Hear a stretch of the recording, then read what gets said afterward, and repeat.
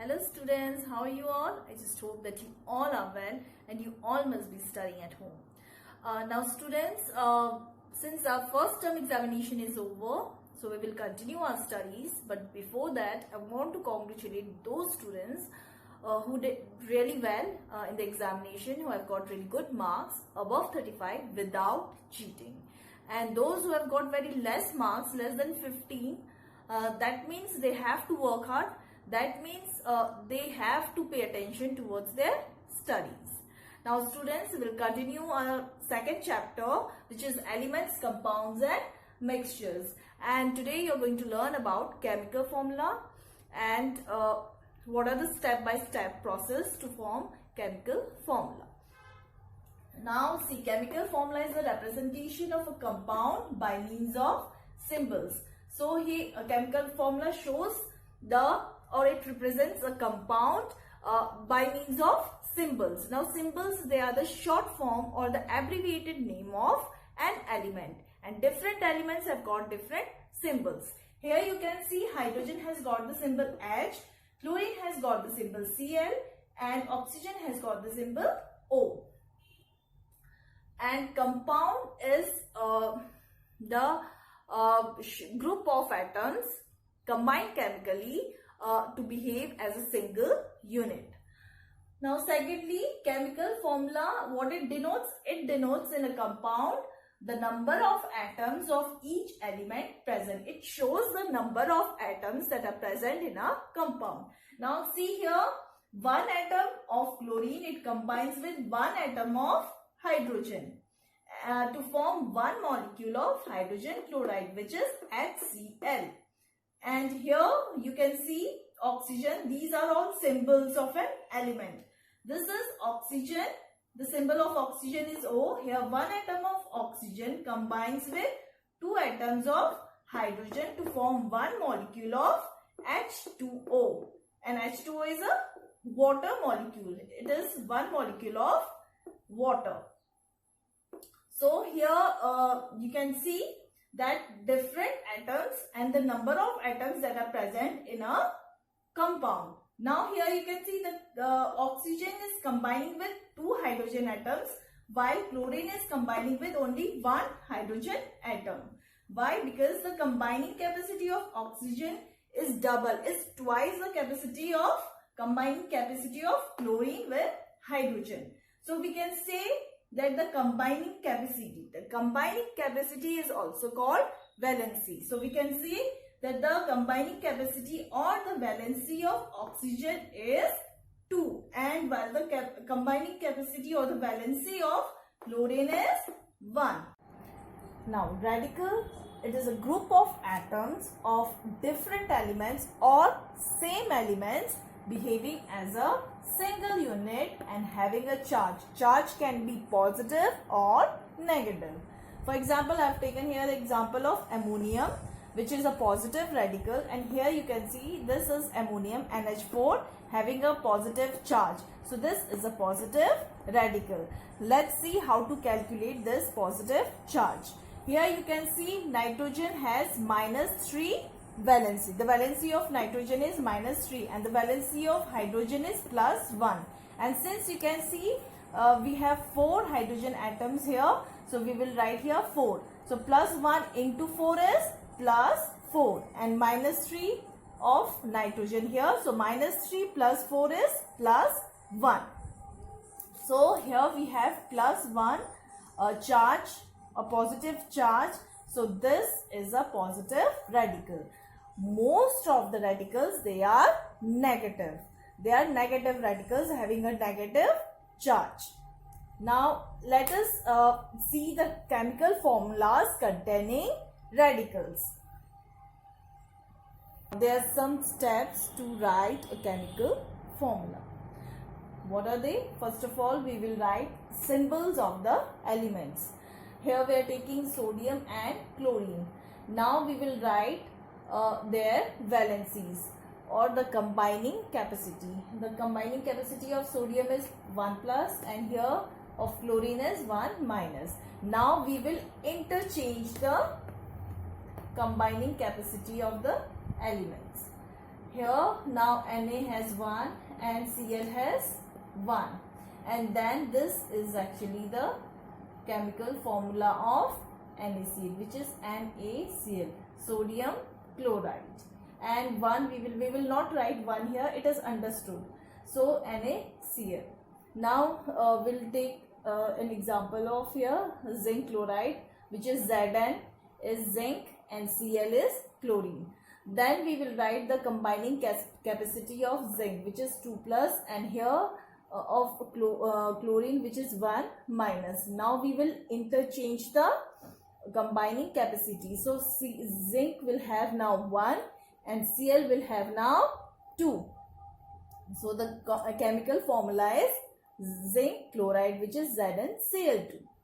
Now after writing this, now let me explain few terms. Now here you must have heard about nitrite and nitrate, which is actually the suffix, which is ite. Ite is used for the presence of oxygen atom in a compound or in a molecule. So here we have 2 oxygen here, less oxygen. When the oxygen is less, then we use the suffix ite, which is nitrite. Okay, here we can see there are 2 oxygen atoms here, so we are using the suffix ita. And here we have 3 oxygen atoms, which is more than 2, 3. So we will write here ate, which is 8. Here 8 and here 8. So nitrogen NO2 minus is nitrite and NO3 minus is nitrate. Now here the same way, here also see here 3 oxygen atoms are here and here 4 oxygen atoms are here. So 3 is lesser than 4. So here we are going to use the suffix ite, and here we are going to use the suffix ate. So this is sulfite and this is sulfate. Got it? Now we are going to learn about the radicals, the formula containing radicals. Now students, let us study chemical formulas, important chemical formulas of gases.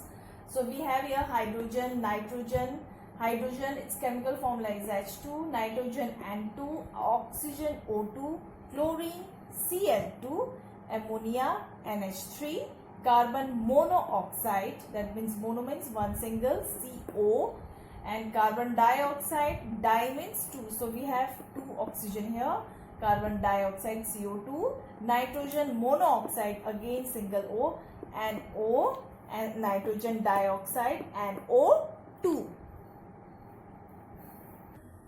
Now we are going to study about acids. Acids are chemicals which are sour in taste. Sour means khatta, and derived from plants or from minerals. Plants, for example, citric acid. Now all the citrus fruits like oranges, lemon, grapes, they all are citrus fruits. So the citric acid is derived from these citrus fruits. Then comes minerals. Minerals, for example, hydrochloric acid, which is HCl, it is derived from mineral sodium chloride. And some of the acids are hydrochloric acid, sulfuric acid, nitric acid, etc. So all these acids, they have got the suffix acid in them. Okay. So we can easily identify them that these are acids. Now comes bases. Bases are the chemicals which are bitter in taste. Bitter means kadwa. So they are hydroxide or oxides of metals, and they are represented as OH minus. That means hydroxide, what they contain? They contain oxygen and hydrogen with a negative charge. Now these bases they can be identified easily by the suffix hydroxide in them. So So examples are potassium hydroxide, sodium hydroxide, calcium hydroxide. Salts are chemicals formed on reaction of a base with an acid. Now salt that we use in cooking, that is used in food, is known by many names like common salt, table salt, etc. And this salt is actually sodium chloride. Now take an example of this sodium chloride, how it is formed. It is formed by reaction of base, and here base is sodium hydroxide and acid is hydrochloric acid dilute. Now when the base reacts with acid, then it forms salt, sodium chloride plus water. So this is how salt is formed. It is formed by reaction of a base with an acid. Now comes chemical reaction. Now chemical reaction, they are represented by chemical equations that you are going to study in higher classes, but I am giving you a basic idea of how we write chemical equations. So while writing chemical equation, we use reaction, then we write reactants, then we write products, then word equation, and then molecular equation. One by one I'm going to I'll tell you how to write it. So here reactants are Fe, which is iron, and S is sulfur. So reaction is taking place between iron and sulfur. So these two are reactants. Then iron and sulfur, they are heated. So this arrow shows the direction of the reaction, and this triangle shows the heat. That heat is involved during the reaction. So when these two are reactants, they react, then what they form? They form product or products. In many cases, products means more than one product is also formed. So here you can see only one product is formed, that is iron sulfide. So the product is iron sulfide, which is FeS. So these are reactants, these are products. Reactants, they are always written in the left hand side, and the products are written in the right hand side. And this triangle is the heat involved.